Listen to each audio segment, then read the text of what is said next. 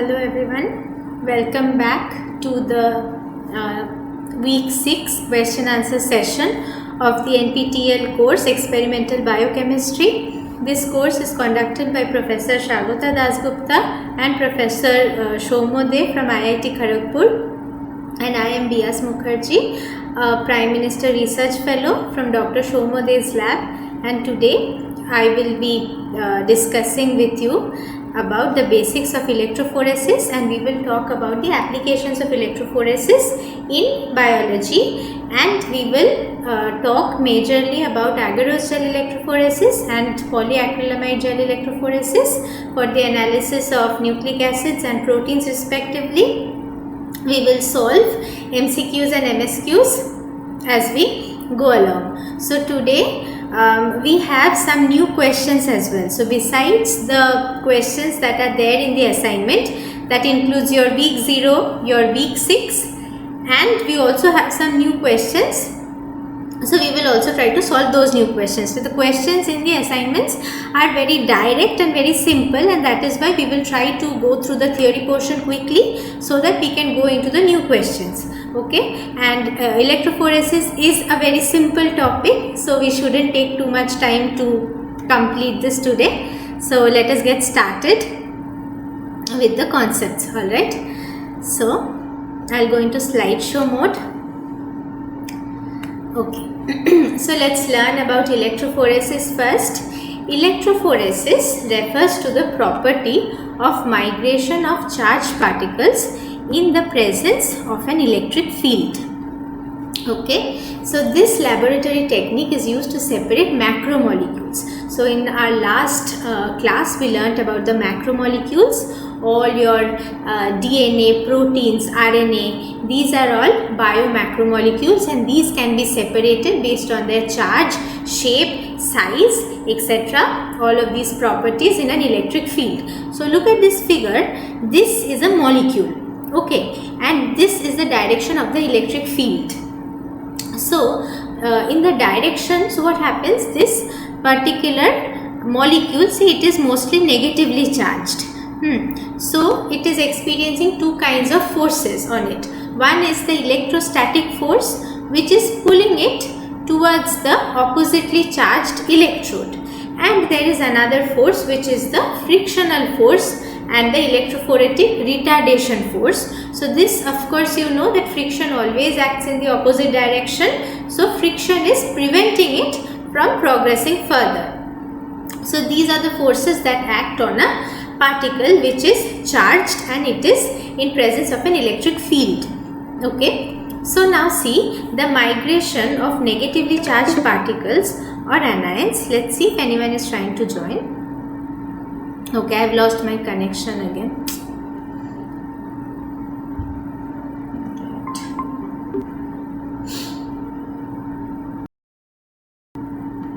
So today also my network isn't good. We'll carry on.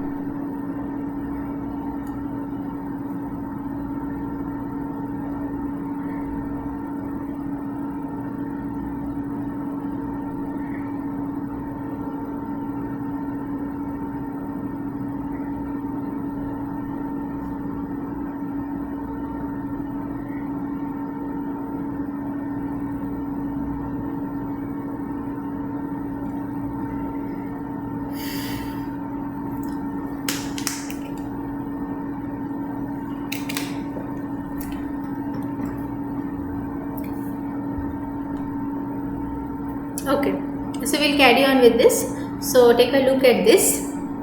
So basically the migration of negatively charged particles or anions towards the positively charged electrode or the anode is termed as anaphoresis, whereas the migration of positively charged ions or the cations towards the negatively charged electrode or cathode, this is known as the term, this is termed as cataphoresis. Okay, so electrophoresis has a wide applications in separating and analyzing biomolecules such as proteins and nucleic acid. Welcome. So today we are discussing about electrophoresis, and we will be largely talking about agarose gel electrophoresis and this polyacrylamide gel electrophoresis to study nucleic acids and proteins. Please tell me if my connection is lost or you're not able to see the slides changing or any other problem is there. Okay, please tell me if anything goes wrong. Okay, so let us look now at the physics behind electrophoresis. So, the velocity with which these charged particles migrate in a constant electric field is termed as electrophoretic mobility.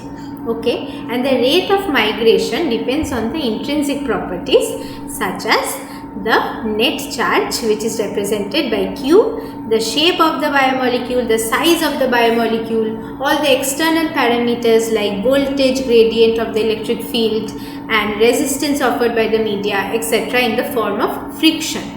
Right, so we talked about the two forces in electrophoresis. One was the electrostatic force, which was pulling the molecule because of its charge to the oppositely charged electrode, and the force that was obstructing its movement, that is the friction, and this is offered by the medium. Okay, and so what is the gradient of electric field? This is basically the difference in electric field between the positive and the negative electrode. Okay, so look at this equation. This mu is your electrophoretic mobility, which is influenced by charge on the molecule and the friction offered by the media. This also depends on voltage, and it also depends upon your speed of migration. Right, so what is Ohm's law? Ohm's law tells us that the voltage across a conductor is directly proportional to the current flowing through it. Alright, provided all physical conditions and temperature remain constant. So Ohm's law can be represented as V is equal to IR. Okay, now keeping that in mind, under conditions of constant current, velocity is directly proportional to the current. Now if you look at this, from here we can derive another small thing, that P, which is power, this is equal to basically I square R. Right. So from V is equal to IR, we can derive this equation V. So you know how power is related to V, and we can just substitute that and we get V is equal to IR. Right. So Vi is equal to P. Right. This we know. Right. So now see, under constant voltage the velocity slows down, but there is no additional heat. So basically when we are doing any form of electrophoresis, we do not want too much of heat. Why? Because too much of heat can heat up the samples, it can denature your DNA. It wouldn't denature DNA as such, but then we want to avoid that because that can actually melt the gel. Right, it can melt away your gel and all of these complications can happen. Okay, 1 minute. Yes. So someone wants to join.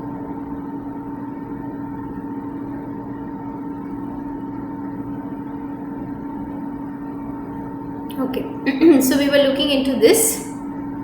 So therefore, our main objective is to make sure that too much heat is not produced during electrophoresis, and therefore it is a very delicate balance between the voltage and the resistance offered because of the flow, right, because of movement, so that heat is minimized. Now see, under constant power conditions the velocity slows but heating is kept constant, and this is what the delicate balance maintains. Alright, so now look at this. Basically mobility of a molecule in an electric field, this is a fundamental property of the macromolecule, and its value depends upon the magnitude of its charge. So the movement of a macromolecule under the influence of electric field, what are the different factors that affects it? So the charge of the molecule, the molecular weight, tertiary and the quaternary structure, that is the shape of the molecule. So because most biopolymers such as proteins and nucleic acids, these are having a specific shape of their own, they have different conformations, right? Because of that, and plus they also have their own charge, because of that they can be separated and quantified by these electrophoretic methods.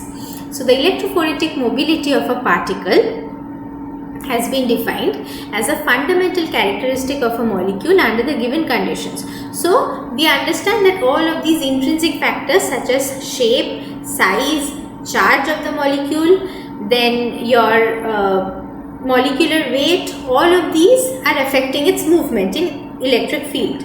Besides the intrinsic properties, there are the extrinsic properties such as the resistance offered by the support media, the pore size of the support media, pH, ionic strength, temperature, and also the velocity, the gradient in the voltage gradient, right? Voltage gradient. So all of these external factors also affect its mobility in a media. So look at this, what exactly happens in agarose gel electrophoresis. So you might be studying this in college, right? So have a look at this. There are two different electrodes. One is the positively charged electrode and one is the negatively charged electrode, right? So there is a buffer solution. This is a solution. It is a buffer to maintain the pH, to maintain the ionic strength, right?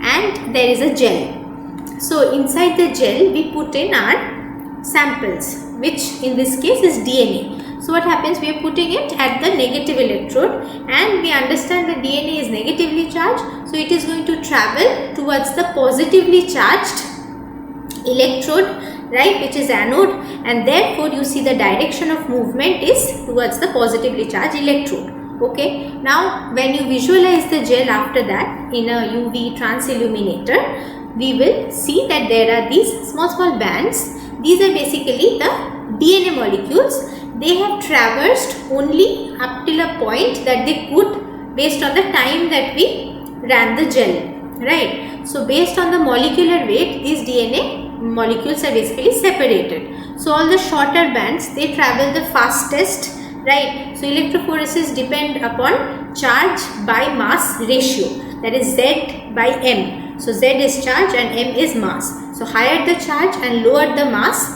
faster it is going to travel. Okay, so the longer bands of the higher molecular weight DNA, that is later, that is coming at the back. So now we will look at the different types of electrophoresis. So please tell me if the connection is gone. Okay.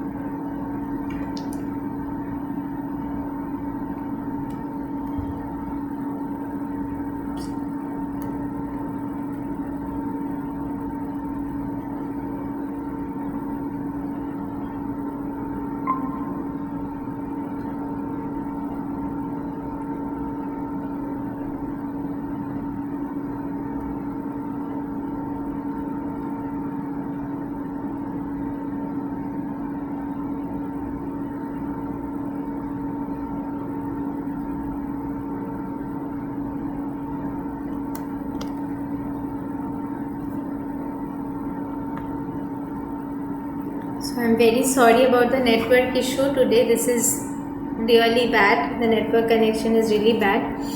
Okay, so we will go through the theory portion quickly and then we will solve the assignment questions and we will solve the new questions. Alright. So let us have a look at electrophoresis and its types. So basically the different types of electrophoresis, you can go through them if you want. It is given in the form of a table. So you can look here.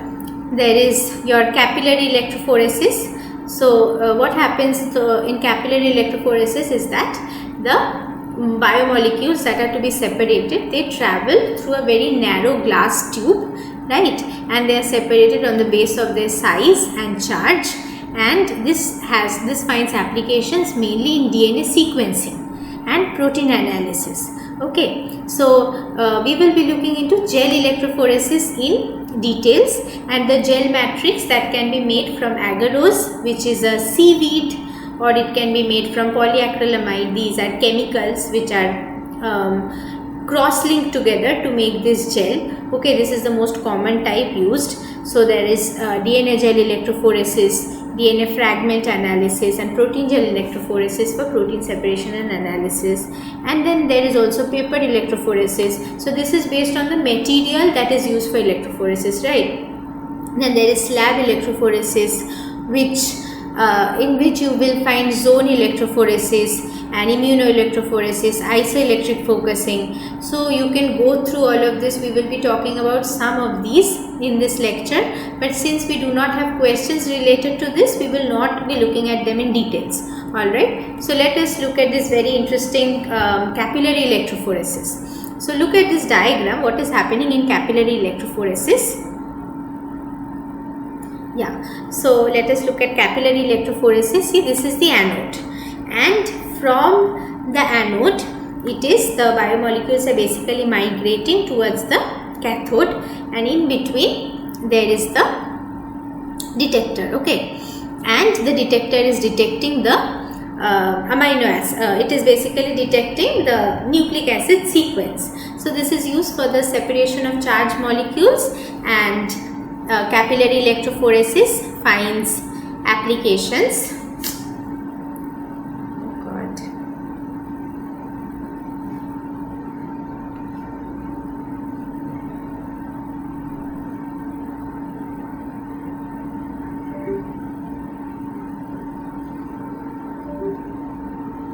Hopefully it's going to get better.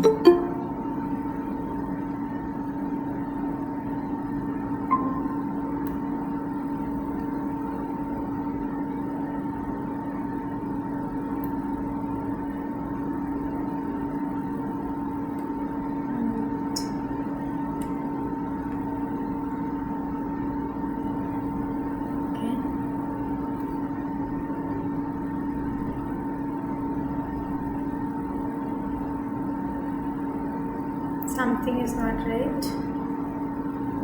Allow.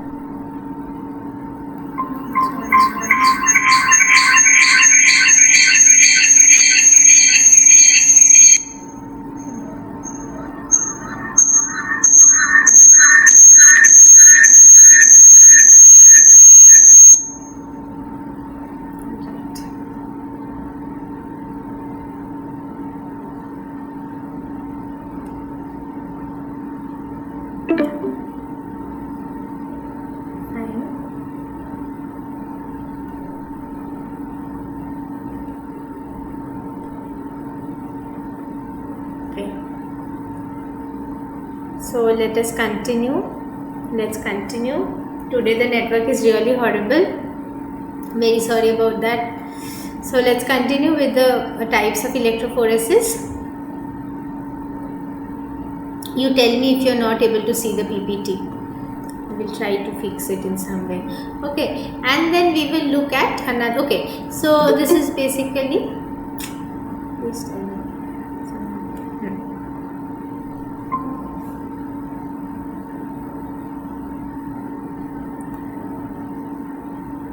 Right. So now this capillary electrophoresis is widely used for DNA sequencing, protein analysis, separation of small molecules like ions and amino acids, offering very high resolution. Now you can look into this in details, but since again we do not have much questions related to these, we will not go into them in very high details. This is a very interesting technique, isoelectric focusing. Now what happens in isoelectric focusing is that there is a pH gradient. Okay, so there is a strip, there is a gel, and then there is a gradient of pH. Now here it is lower pH and that is more acidic. So this region is more acidic, and then as you progress towards the right side, it becomes more basic. And then you know that the proteins, what they do is they will become neutrally charged, net neutral charge at the pH where their isoelectric point has been reached, right? So you leave a lot of proteins there in the gel, and all of them migrate based on their pi, and every protein will stop where the pi is present. So see, this is one protein, this is one protein, this is one, and this is one. So the one that is here towards the lowest pH, this is having a very acidic pi, and the one that is towards this very high pH, this is having a very basic pi. So this is how you can separate the proteins based on their pi. Okay, and then after that what you can do is, after that you can separate them using SDS page, and then what happens, that becomes a 2D gel electrophoresis. So it is a two-dimensional separation. See here, the protein separation is horizontal, right? But in SDS page you will see that it is vertical. So therefore it is a two-dimensional gel electrophoresis. Okay, now we will go for the next type, which is, we'll try to understand what happens in gel electrophoresis. So look at this. This is what happens in gel electrophoresis. There is this slab casting tray in which your gel is kept. This is the gel, and then these are the wells into which you put your sample. There is the negative electrode, there is the positive electrode, since we use this mainly for DNA and nucleic acid. So DNA and RNA, and since that is negatively charged, they are going to travel towards the oppositely charged electrode, which is the anode, right? Anion is going to go to anode. So therefore that is your, towards this side is your negative electrode, and towards this side is your positive electrode. All the DNA molecules, you pour them into the wells, and this is your DNA ladder. So what is a ladder? This is basically a commercialized mixture of different DNA molecules. Okay, they are having different molecular weights. Then we run our own sample, and power is turned on, and DNA fragments migrate through the gel, and you see this is the ladder. All of these different DNA molecules, they are there, and they are very stable, and they are very clearly visible. And then we see our own DNA molecules in the respective lanes, and then we compare them with the ladder to find the molecular weight, right? So the largest will experience most frictional drag, and they will be towards the very close to the wells, and the smallest, they will have higher your charge by mass ratio, and therefore they will be very close to the anode. Okay, so this is what the story is. Now we will try to understand what happens in gel electrophoresis. Okay, right. So let us see what happens in gel electrophoresis. So basically in gel electrophoresis, the biomolecules are separated based on their charge by mass ratio, as I told you. So when an electric field is applied, the charged molecules such as DNA, RNA and proteins move through the pores in the gel matrix, and the smaller molecules travel faster and the farthest than the longer ones. Okay, so we will go to slideshow and we'll go for setup slideshow from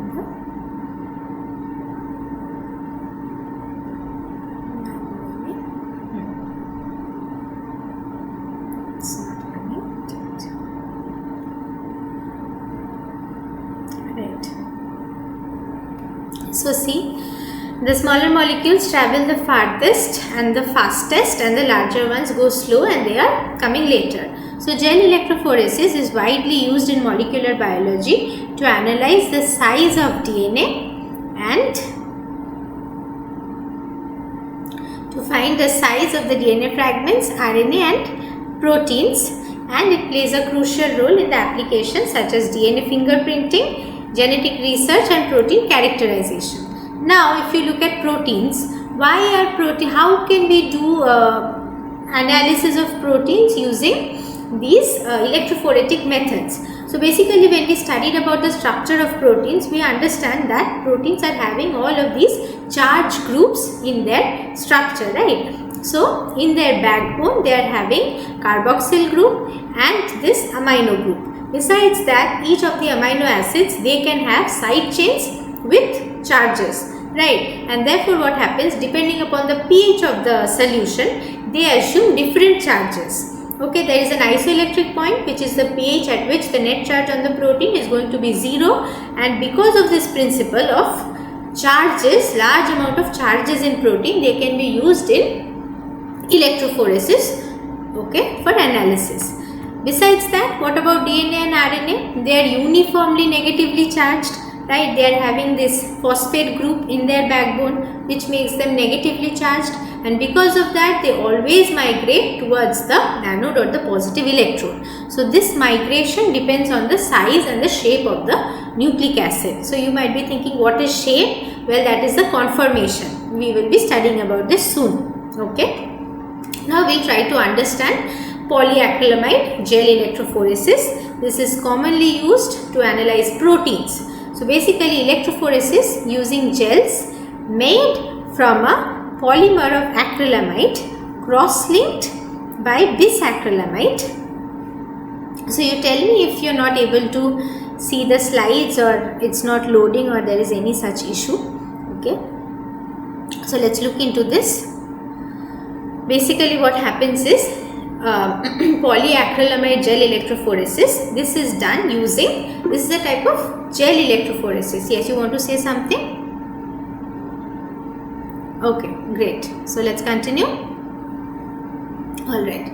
So this is a kind of gel electrophoresis. So what happens? How is that gel made?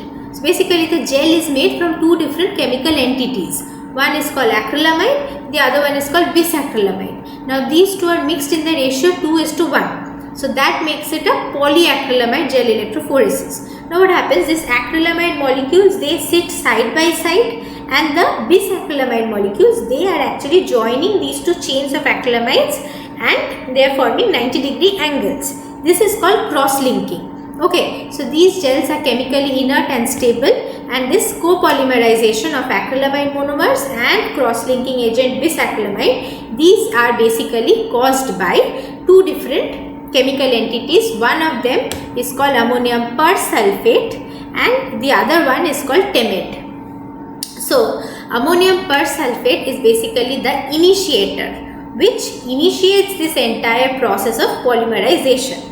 Okay, ammonium persulfate is called the initiator. Look at this, ammonium persulfate is here, and then it accepts an electron and it changes into this sulfide groups, and then what happens, the entire polymerization begins. Okay, this is a free radical reaction. Now what happens? Yes, so who is this TEMED? TEMED is it has a huge chemical name. It is N prime tetramethylene diamine. This guy, what it does is, this is like it's basically a catalyst in this reaction. So it just speeds up the reaction. Okay, so let's say you are making SDS page gel and you forget to put TEMED. What happens? You see that the gel is watery, you are very sad, and you think that okay, I forgot, never mind, I'll just leave it here, I'll go home, and then you just forget about it and you go home. Okay, you think that the experiment is gone, I can't anyway do anything, TEMED I did not add. But then when you come back the next weekend, okay, it takes 1 weekend basically, and you see that there is the gel is sitting there, well done. That is what the entire process is. TEMED basically speeds up the process, but then the process can happen without TEMED. Alright. So TEMED speeds up the decomposition of the persulfate ion to give this free radical. This is your free radical, this is the sulfide ion. Alright, this is what TEMED is doing. Now what happens? The overall mobility of the protein samples in the polyacrylamide gel is proportional to the pore size. I told you that mobility of the sample is influenced by two different types of parameters. One is the intrinsic properties of the biomolecule and the extrinsic properties of the media. So that depends upon the pore size. So smaller the pore size, more difficult it is for the sample to get inside and then traverse through the pore. Larger the pore size, very quickly it passes, right? So the pore size depends on the percentage of acrylamide that you are adding and also the percentage of bisacrylamide. So look at this, the pore size decreases with an increase in acrylamide content. Alright, so based on the molecular weight of the proteins to be analyzed, gels of varying acrylamide content, hence different pore size are used. So see, this is your acrylamide, the chain of the monomers of acrylamide. To the acrylamide, this grey entity, this is your bisacrylamide. This is basically getting added to the acrylamide. This is forming cross-link. Rest of it is chains, right? And see, this is the percentage of acrylamide and bisacrylamide that gives you the porosity of the gel. Okay, so if the gel is having, it is a 5 to 12% gel that is suitable for molecular weight range of biomolecules from 20 to 150 kDa. Okay, so if the molecule is very small, let's say you are trying to separate a protein which gets cleaved. Okay, so you want the full protein initially and then you also want to see the cleaved fragments of the protein. Then what you have to do is you might have to go for this very small, very high percentage gels such as 15% or 20% gel, okay, where you can visualize these very small fragments of proteins. Okay, I hope that is clear. Now we will look at the different types of SDS page. So page polyacrylamide gel electrophoresis, this can be performed in a reducing condition, right? So reducing condition using an anionic detergent or SDS, and it can be performed in a non-reducing condition, right? So in the native or the non-reducing condition, this gel electrophoresis, SDS is not used and the proteins retain their native structure now and enzymatic activity. So if you look at these two diagrams, this is what happens in an SDS page. This is more common, by the way, and this is what happens in a native page. So what happens in SDS page, you see the protein is not having their own charge, right? The amino acids that are there, their charge is not taken into consideration because we are basically denaturing the entire protein. We are heating it, protein unfolds, it opens up, gets denatured. Then what we do is we add SDS. SDS is a soap-like detergent. It is an anionic detergent. So this is sodium dodecyl sulfate, right? So there are 12 different carbons that make up this tail, hydrophobic tail, and then there is a sulfate group of SDS. So this is a detergent which you add onto protein. It is negatively charged. It comes and sits onto the protein. Okay, it binds to 2 residue gap of protein. It is going to bind. Okay, and it makes the entire protein negative. That is why when you run SDS page, the protein moves towards the positively charged electrode. Otherwise, there are too many charges on the protein. Different amino acids are having different charges. The migration would be very difficult. So look at this. This is what happens in a native page. The proteins, the native charges on the protein are retained. The shape of the protein is retained. The size is retained. Everything in the protein is retained. That is why it is called native page. The protein is in its biological or native form. It is functionally also active. Okay. So look at this. SDS page on the other hand is most widely used electrophoretic technique where SDS strongly binds to the protein samples and imparts a uniform negative charge so that the separation is purely on the basis of difference in mass.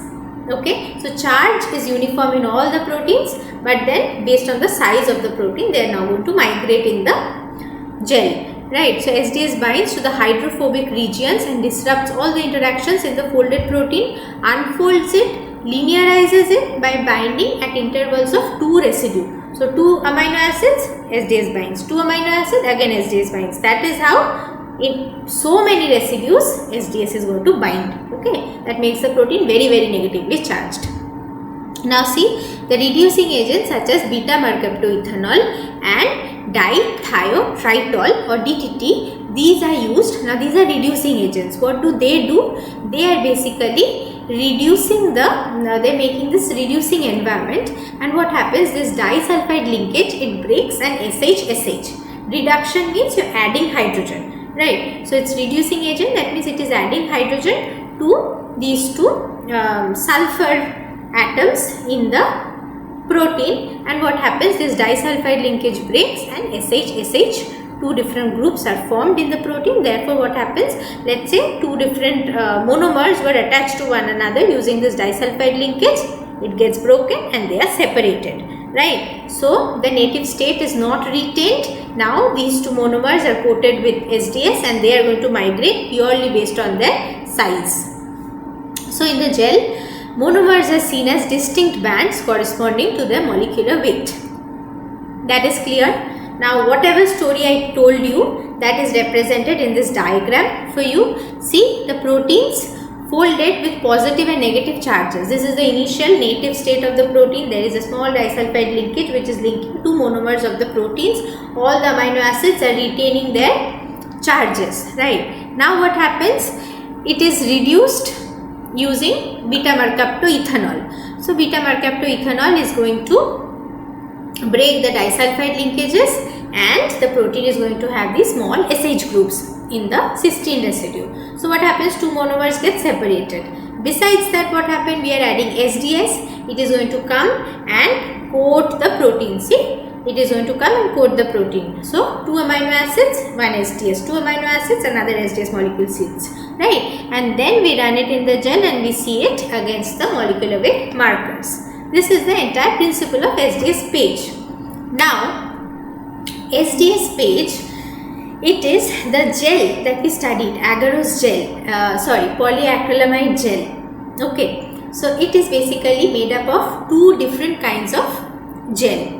So, what happens here, in the gel that is there in the bottom, that is called the resolving gel. What is resolving? It is basically separating out the different protein molecules based on their molecular weight. So, that is called resolving gel. And the gel that is present on the top, just you load and the gel that is there as soon as you load, right? That is your stacking gel.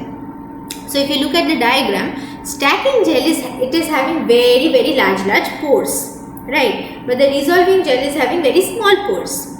Besides that, the stacking gel is having a different pH. It is having a pH of 6.8 and the resolving gel is having a pH of 8.8.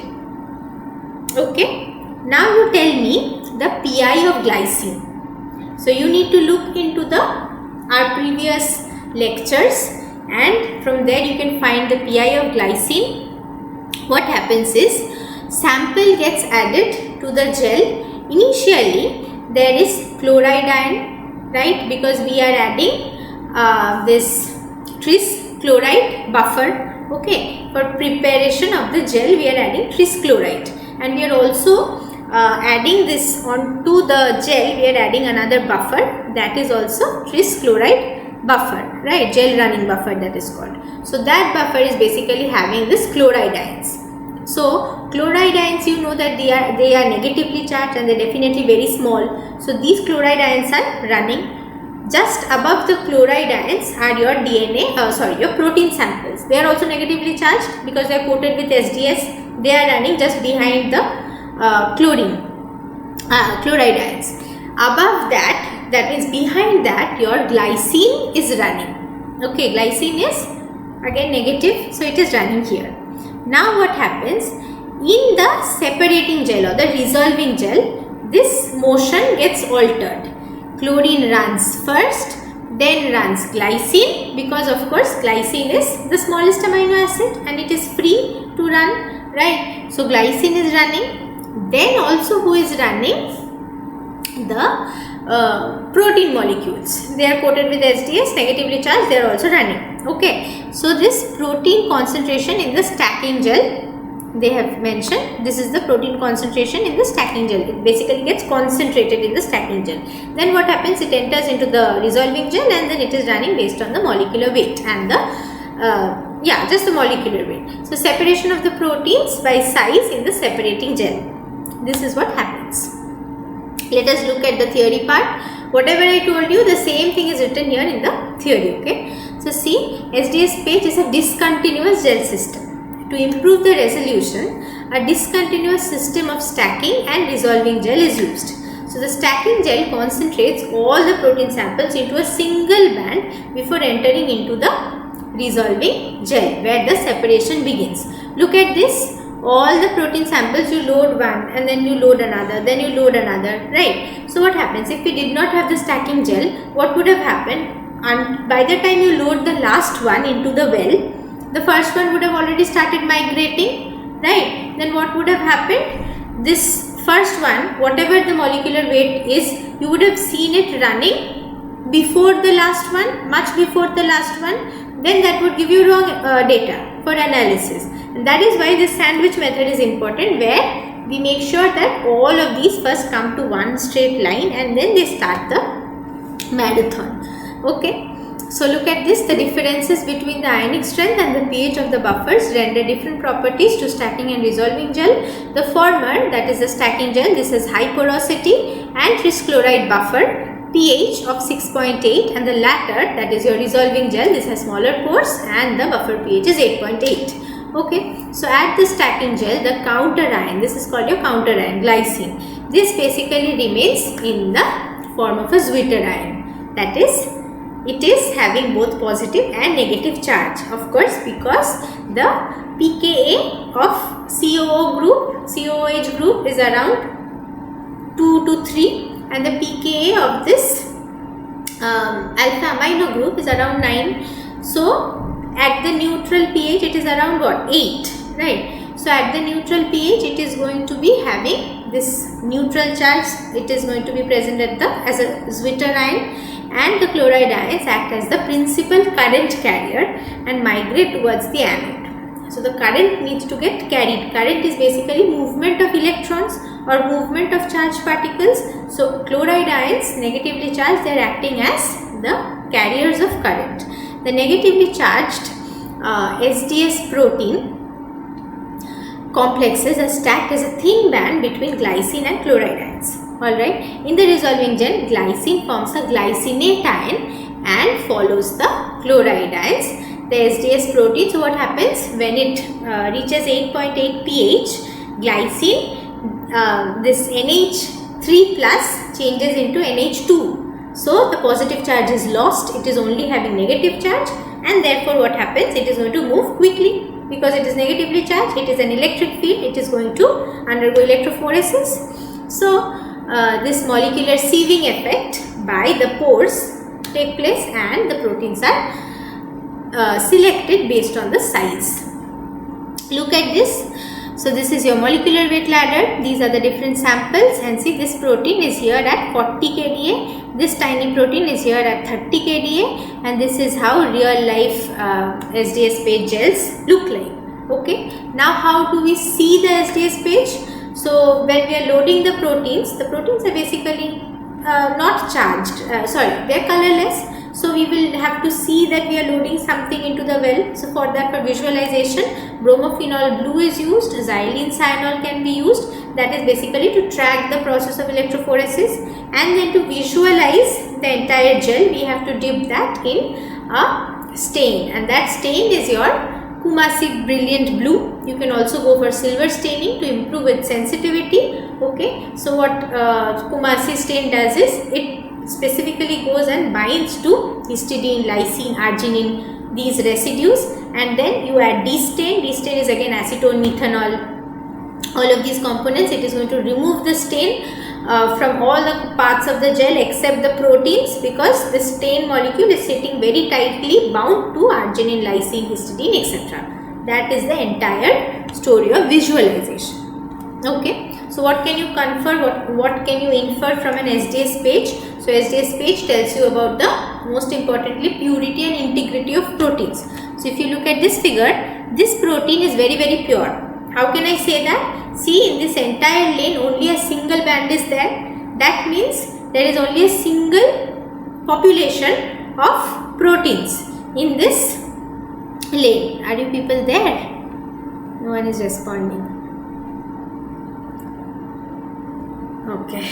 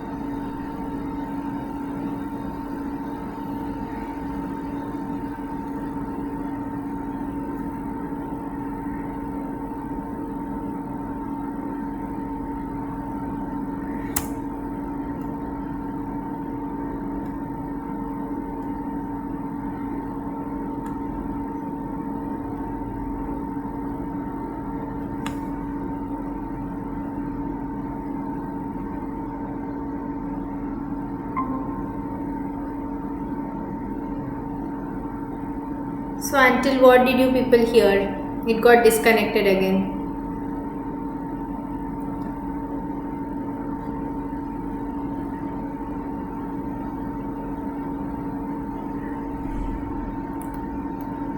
Tell me if you can see the PPT.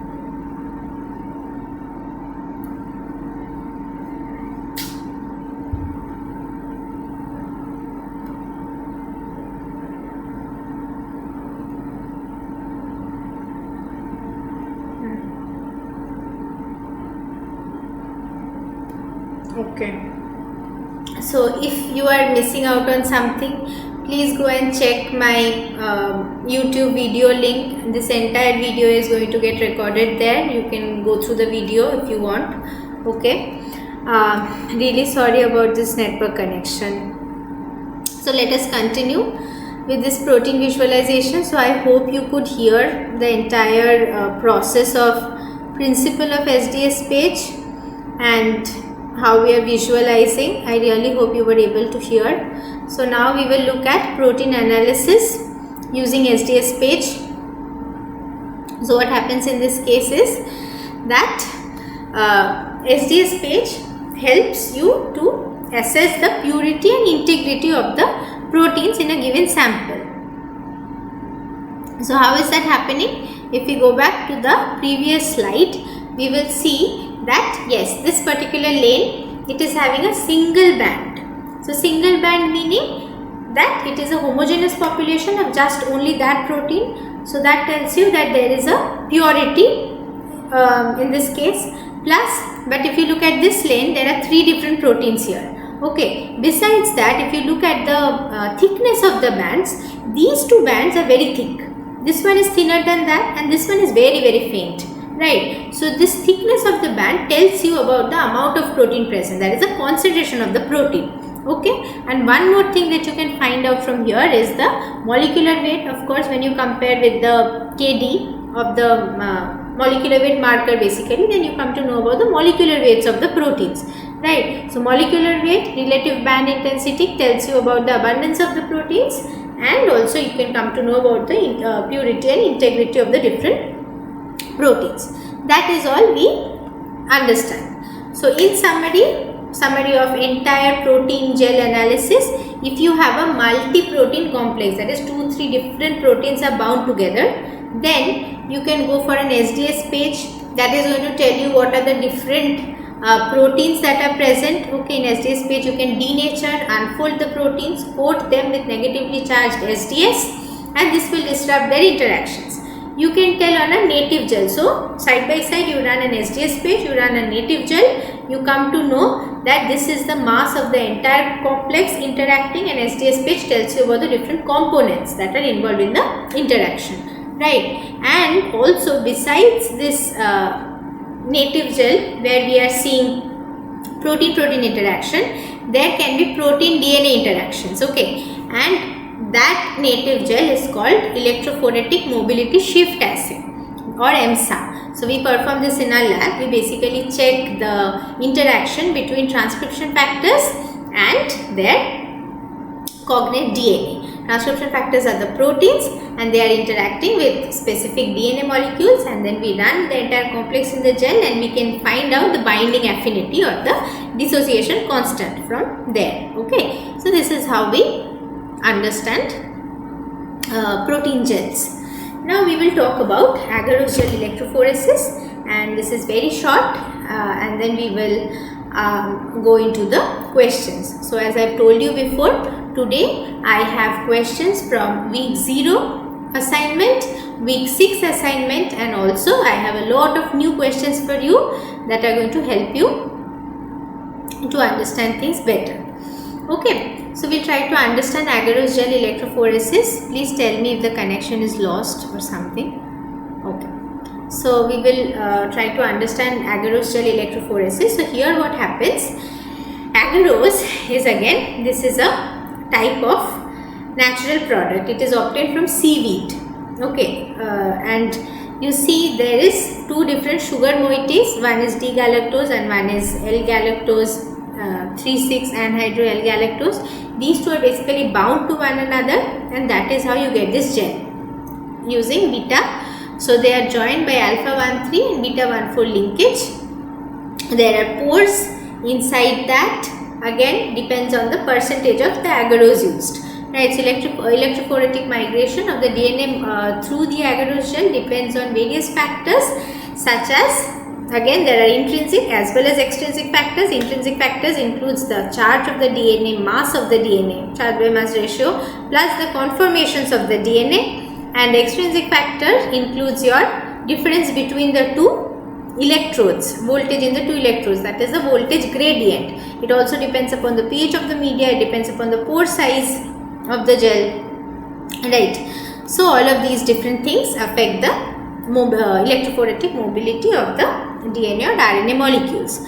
Okay, so now here we use different buffers. There we were using tris chloride, tris Cl buffer, right. Here we are using tris acetate EDTA buffer, tris borate EDTA buffer. So these are the different buffers that we use, and the speed of the migration is basically dependent on all of these different factors. Now we will go into understanding how this is visualized and what are the different applications of agarose gel electrophoresis. So if you look at this image, you can see that there are different conformations of DNA. Okay, the plasmid DNA that is there inside a bacteria, that is present as a circular, my voice is not audible. Okay, I am not sir. Alright, let's check. Can you listen now? Okay, great. So if you look at this diagram, we will see basically inside the bacteria, the plasmids are present in the form of this circularly supercoiled covalent molecule, right. So you see this 8-shaped figure, this is your circularly supercoiled small plasmid DNA, and it is so small, irrespective of its molecular weight, it is very compact, right. The structure is so compact that it can pass through the tiny pores very easily, and it traverses the fastest. Then comes in your linear DNA. Okay, so linear DNA traverses. Before that, if you see, there is a ligated. Okay, so then comes in your circular DNA. Circular DNA is circular in nature. Okay, double-stranded circular DNA, that comes. Then there is nicked circular DNA. Nicked means only one strand is basically broken, but another strand is intact. So this is very interesting. You can actually, using agarose gel electrophoresis, you can find out what type of conformation your DNA is having, because the different kinds of conformations are going to migrate at different speed. Alright. So now we will try to understand how we basically visualize the DNA. Once again, DNA is negative, colorless. So how do we see? We add a specific chemical compound called ethidium bromide into the gel while making it. Okay, and this compound actually goes and binds to your DNA molecules irrespective of its sequence. DNA or RNA molecule, it goes and binds. And then what happens? It absorbs UV light. So what happens? It absorbs UV light and then gives this kind of orange glow. So when there is a device called the UV transilluminator, alright, and we take the gel and we keep it in the UV transilluminator, and there you can see these small bands of DNA where this ETBR has gone and attached itself. So see a fluorescent dye that intercalates between the stacked bases. So what is stacked base? DNA is like this, right? So in between the two strands, the bases are kind of like this. The bases are all sitting there. Bases are all aromatic in nature. So the bases are all stacked with one another. This is called the stacking of the bases. That keeps the hydrophobic region of the DNA very, very well protected. Okay, and that makes DNA very, very hydrophilic. So basically, so in between the stacked region of the bases, ETBR goes and binds. Again, what are the applications of agarose gel electrophoresis? There is size determination, of course. The smaller molecules move fastest, the larger molecules come later. there is quantity estimation based on the intensity of the band, thickness of the band. Then purity, again if there are 2-3 bands in the same lane, you understand that 2-3 different kinds of DNA molecules are there. Plus there is confirmation of PCR amplification. So when you go for polymerase chain reaction, when you amplify a specific fragment of DNA, you can see it is having a big thick intensity there, right? But when you go for that is after PCR, okay. So then also you can check molecular cloning, right? So when you have integrated this small DNA molecule inside a vector molecule, then what will happen? The vector, if you run it in one lane, it will run slightly lower than the molecule that you have, the DNA insert plus vector, right? Because this is a larger molecule, there is the insert that you have inserted plus the vector. So this will be having higher molecular weight, it will be running above just the vector. So that is a confirmation for cloning. Then we have confirmation of DNA and RNA experiments, purity. Okay.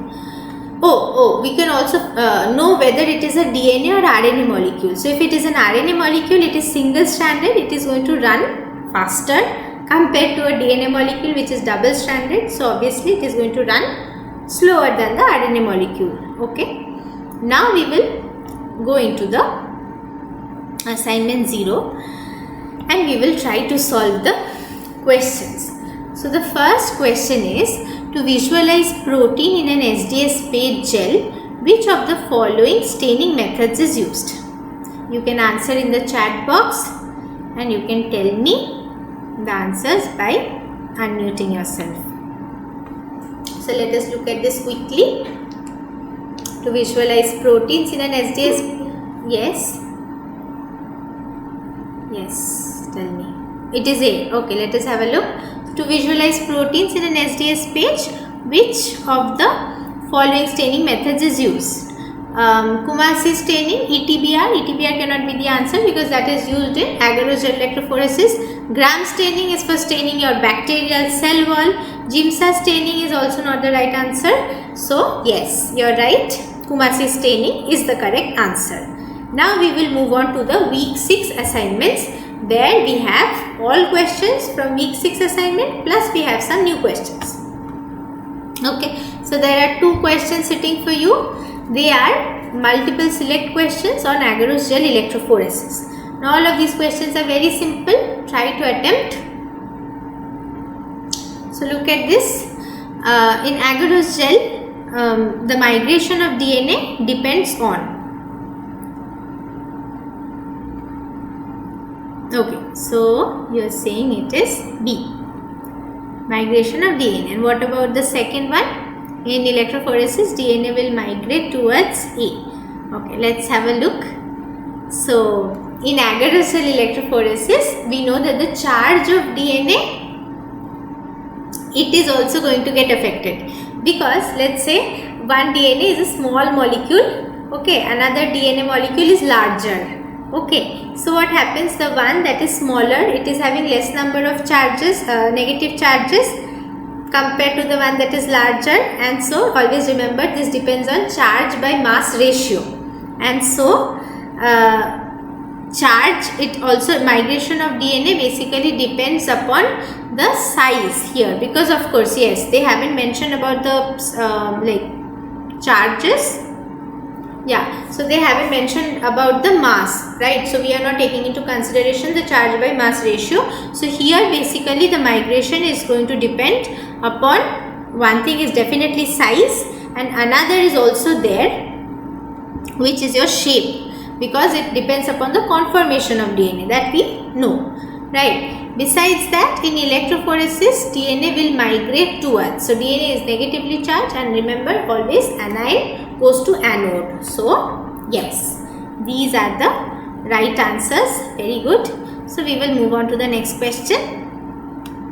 Okay, so another question again on agarose gel electrophoresis. So what are they saying? Let's have a look.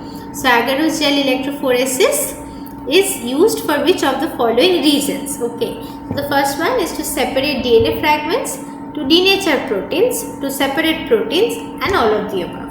and the next one is you can answer in the chat box. I'll keep it open. Okay, so yes.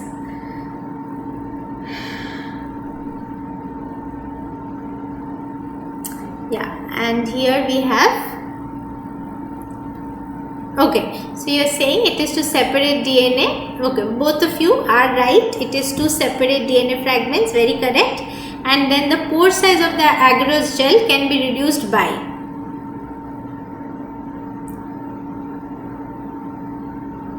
yes, I will take that as an answer, and yes, you are right. So in both the cases it is A. Right, now we will go to an SDS page question. So have a look at this.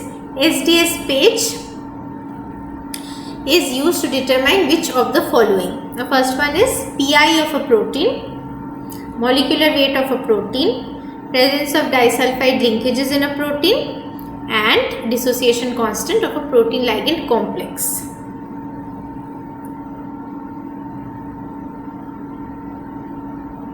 Can you find the PI of a protein using SDS page? So you are saying it is B, but then it is a MSQ, multiple select question.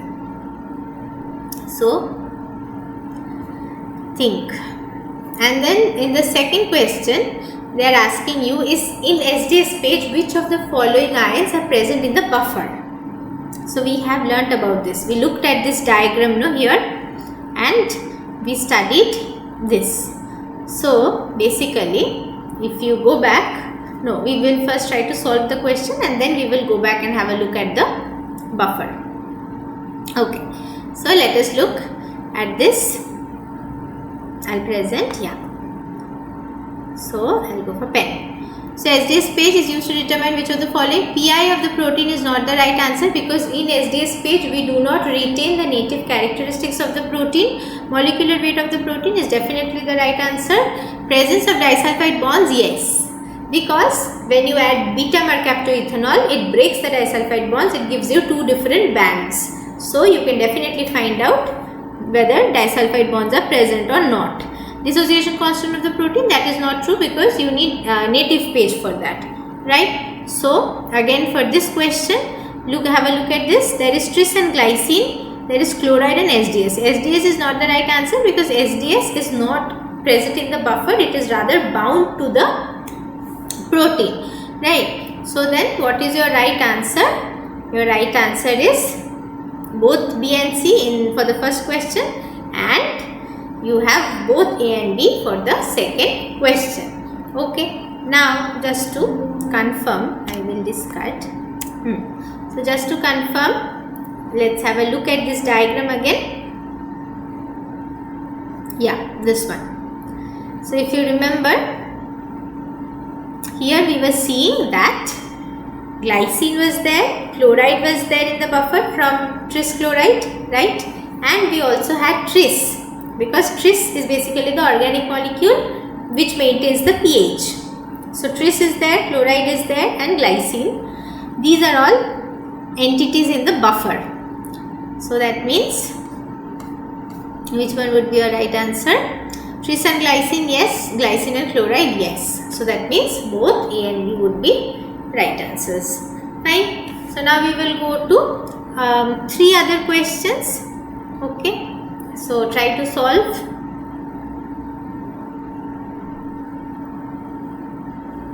So there are 3 more questions. Try to solve them.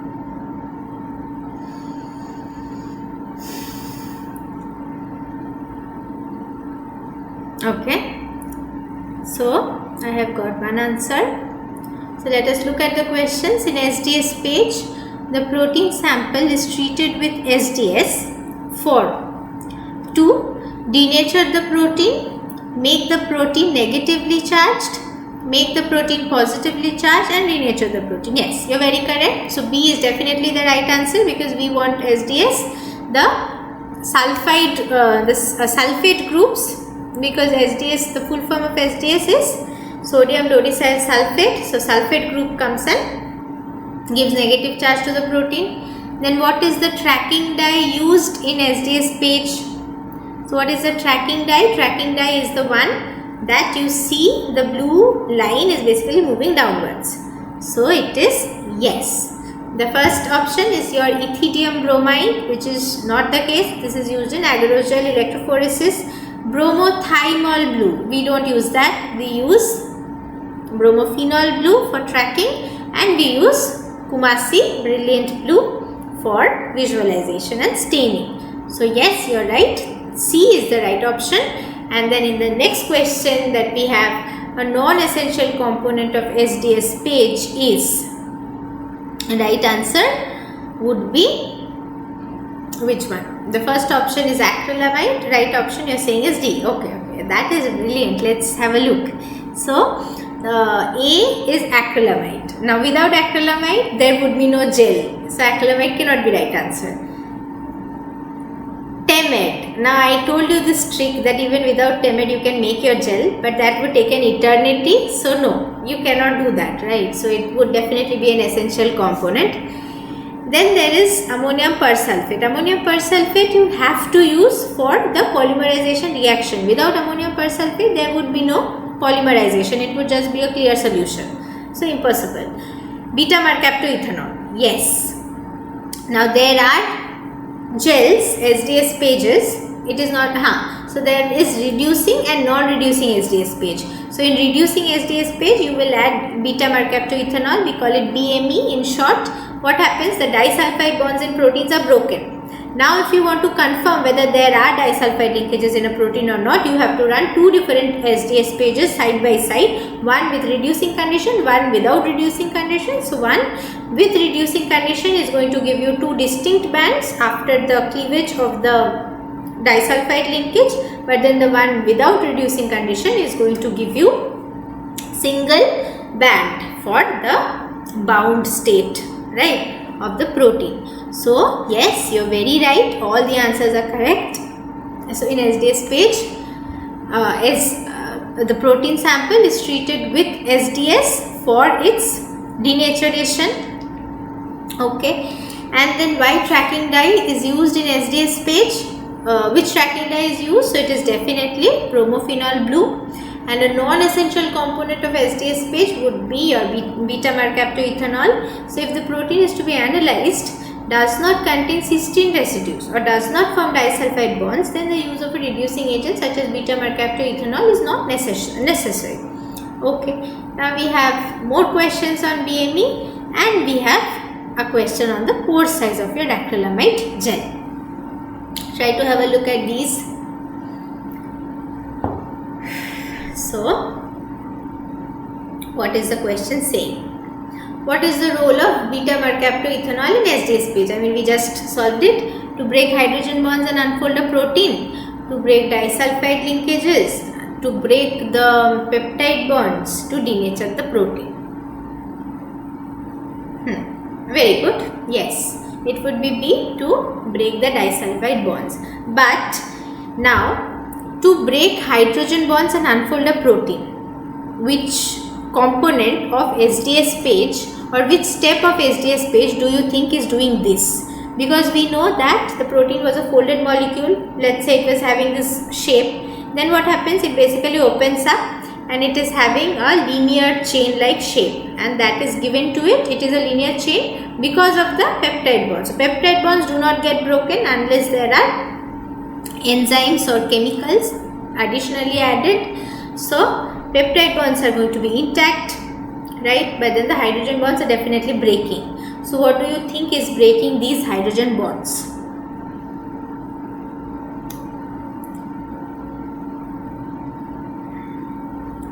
So the answer is heat. Okay. So when we make the proteins, when we make the samples for SDS page, we heat them at around 90 degrees centigrade, and that very high temperature breaks the hydrogen bonds easily, right? So basically your hydrogen bonds are broken and the protein is unfolded because of heat denaturation. Okay. Now we will look at the next question, which is the pore size of a polyacrylamide gel can be changed by. One is changing the acrylamide concentration. The second one is changing the bisacrylamide concentration. Third is changing the ratio of acrylamide and bisacrylamide. And the fourth is all of the above. Which one do you think would be the case? Acrylamide is used to make these linear chain of polymers, okay, of the acrylamide. Bisacrylamide makes these 90-degree cross links between the linear chains. So we understand that both acrylamide and bisacrylamide is important. Ratio of the acrylamide and bisacrylamide. So in native gel MSAP we use 40% solution of acrylamide and bisacrylamide, right? But then in the SDS page we use a 30% solution. So in 30% solution 29:1 is the ratio of acrylamide and bisacrylamide.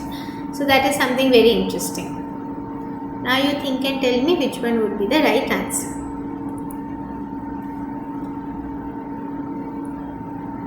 Okay, so let us have a look at the answer.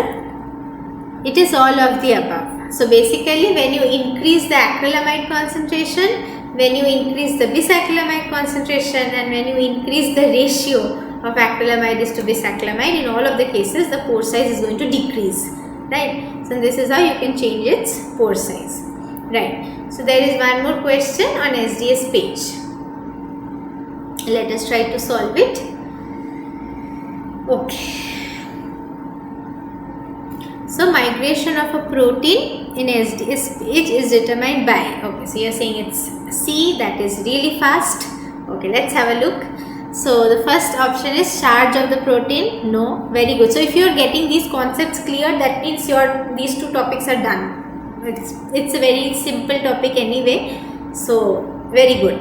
Okay, so you've got it already. Very nice. And then the shape of the protein. Shape is gone because you have heated it, you have denatured it, shape is all ruined, right? So size of the protein, yes. PI of the protein, again not considered because the native state of the protein is gone. So what is the role of APS? APS is to catalyze the polymerization of acrylamide, to cross-link acrylamide and bisacrylamide, to provide free radicals for cross-linking reaction, to maintain the pH of the gel. Yes, very good. Okay. So see, your migration of a protein in SDS page is determined by the size of the protein. What is the role of APS in SDS page or native page? So APS is the initiator that introduces cross-link in acrylamide and bisacrylamide. So if you look at this,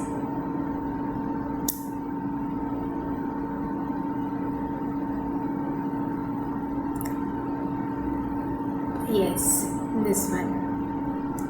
So this cross linking is done, and this is your ammonium persulfate. This persulfate molecule dissociates into this free radical. So TEMED basically, so see, polymerization is a free radical process initiated by APS and catalyzed by TEMED. Okay, so yeah, TEMED is the one that speeds up the decomposition of persulfate ion to give free radical. So this basically speeds up the decomposition reaction. Okay, we did that. We were looking at this, right? So the right answer here would be B, okay, to cross link. All right, now we will have a look at the next question. Okay, so now the new questions start. Okay, so you can take a look at this. I will give you a 5 minutes break and then we will be back. Okay, we take a look at that.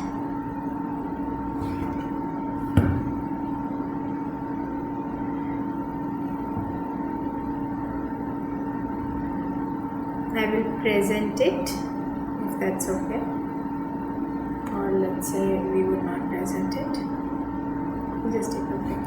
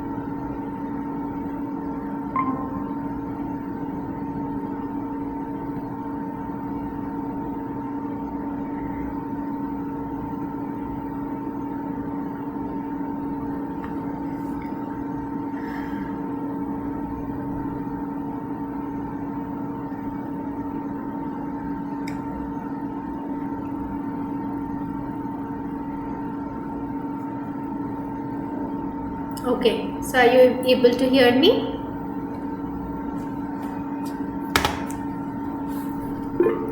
Great. So let us continue with the new questions. Okay, so we were looking at these two new questions. So the first one is that the electrophoretic mobility is the velocity of a macromolecule under constant electric field mu of the biomolecule, and it is influenced by. So what is the answer for that? Can you please write in the chat box again, because I have lost all the chats from the last call. I got disconnected. So the answer to that question, okay, so you are saying K.R. Reddy is saying that this is D. So charge, mass, shape, yes. So all of these are intrinsic properties of the biomolecule, and yes, electrophoretic mobility is dependent both on intrinsic as well as extrinsic. So the right answer would definitely be D. Now if you look at the next question, now this is an analytical question, and in the exams that we are preparing for, all the competitive exams, they are going to ask you analytical questions. Okay, so you need to be very well versed with these analytical questions. Let's try to understand.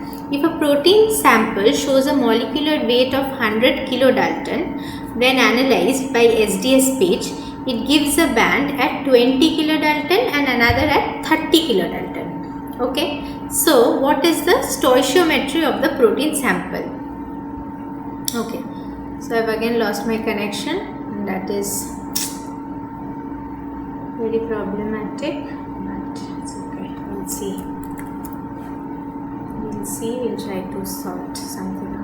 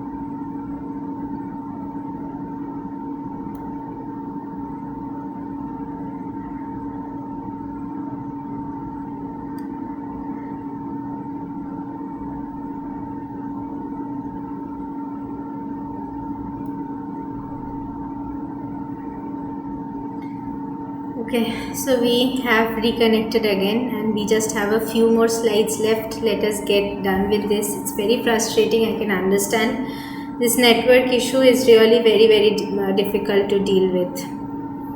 Anyway, so yes, basically there are two different monomers that we have understood. Okay, so now what is the possible reason for that? So yes, one of the reasons is that two different monomers can be there joined together, that makes it 50, and then see it is a 100 kDa molecule, right? So basically two different 50 kDa units can be there. So the options are, it is an oligomer.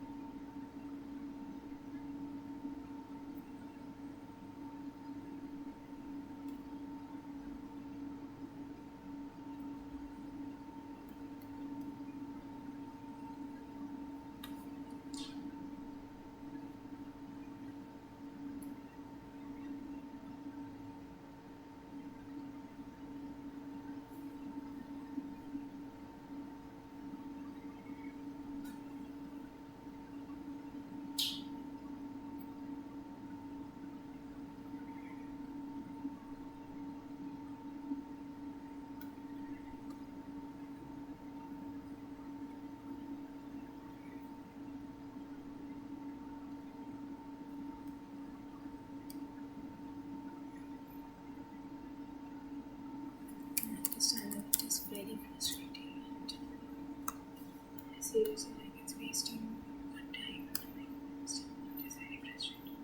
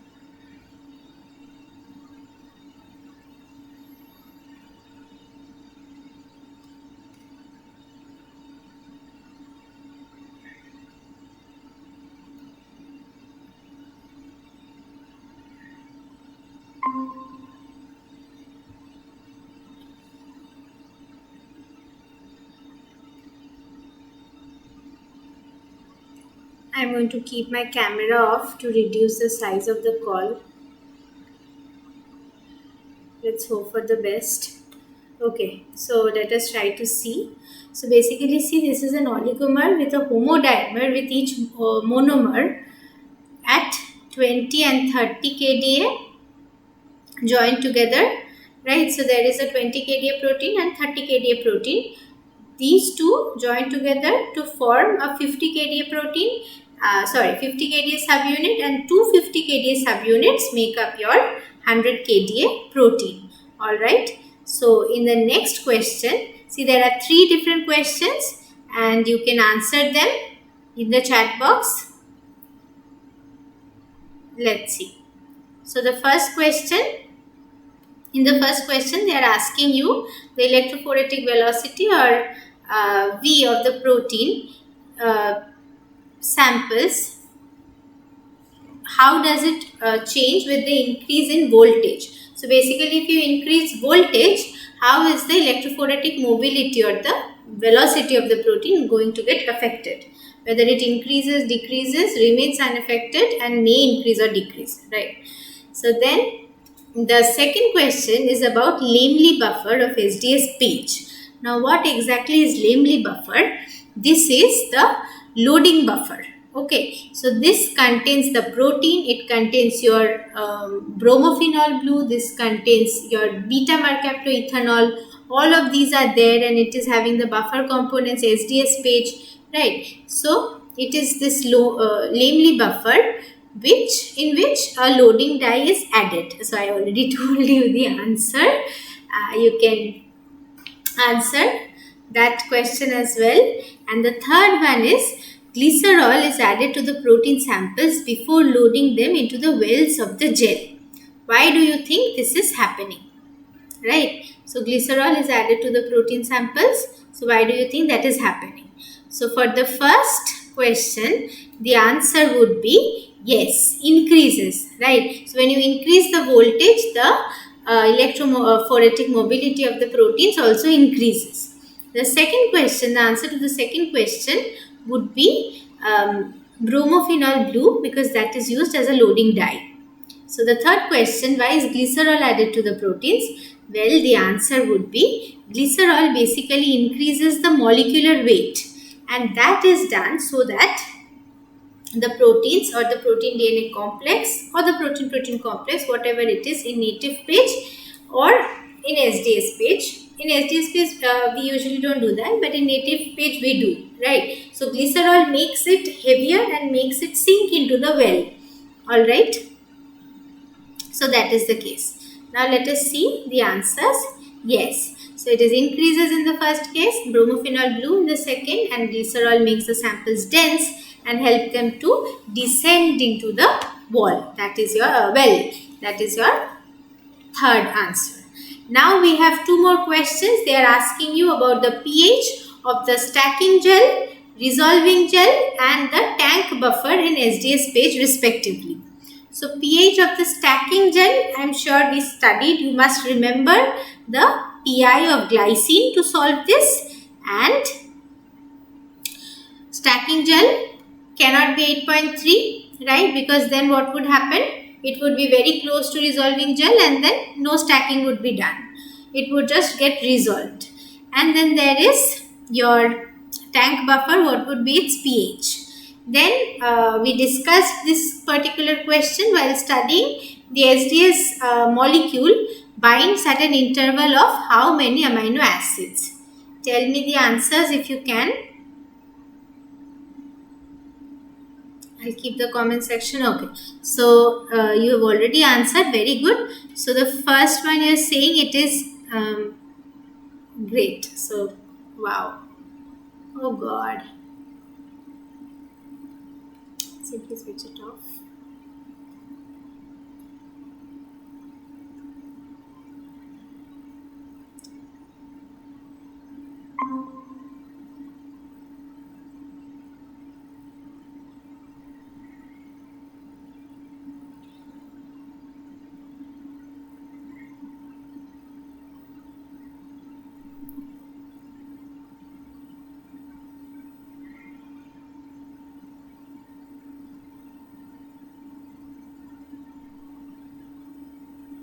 Right. So for the first question, the answer would be B, which is 6.8, 8.8 in the resolving gel, and the tank buffer pH is 8.30.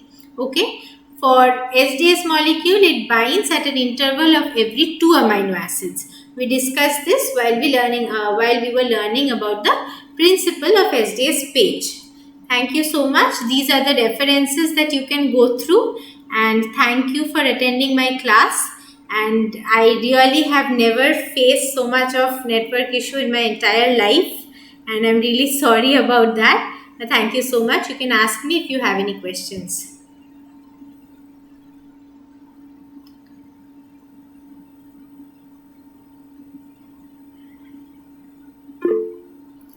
Once explain 2D. Which one are you talking about? Oh, 2D gel electrophoresis, right? Are you talking about 2D gel electrophoresis? Okay, great. So see, in 2D gel electrophoresis, what happens if we go to this isoelectric focusing? Yeah, this one. So have a look at this. This isoelectric focusing is like, it is basically horizontal movement of proteins is happening here, and the pH gradient is there. So in the left side we have very acidic pH, and in the right side we have very basic pH. So what happens, based on the PI or the isoelectric point of the proteins, they migrate towards the different pH, and at the isoelectric point they basically lose all their charge. The net charge becomes 0 and they stop. Because the net charge is 0, there is no mobility, right, in any direction of the electric field. So this helps to separate the proteins based on their native characteristics of PI along a horizontal plane, right. Then after that, what you do is, you take these proteins and you run an SDS page with them, and you know that SDS page is basically a vertical system. So what happens, these proteins that are there as dots, then when you run an SDS page, they travel downwards, and then what happens, see, even if two proteins are having same PI, it is very much possible that two different proteins are having same isoelectric point, but they might have different molecular weight. So what happens, initially, I'll draw with using this one. See if you can understand. Yeah. So initially, let's say this is your gel. Okay. Initially, this tiny protein, there is a single dot after your isoelectric focusing. That tells you that this is the specific pH at which its PI is present. Then what happens when you run along when you run an SDS page with it? What happens? It gets separated, and you can see two different dots. So that tells you that there are two different proteins, one with this particular molecular weight, one with this other molecular weight, and these two are basically separated based on firstly the PI and second is the molecular weight.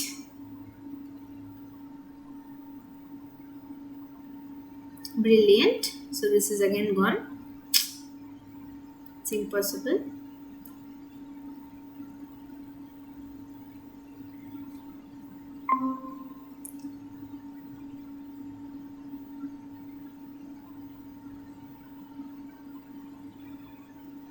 Do you have any more questions?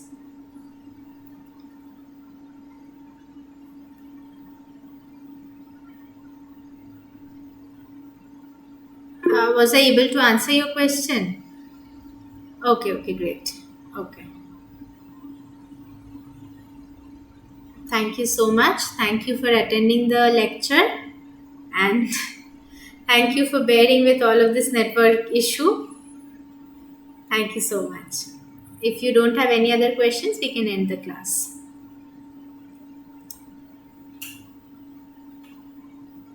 Okay. Thank you so much, everybody.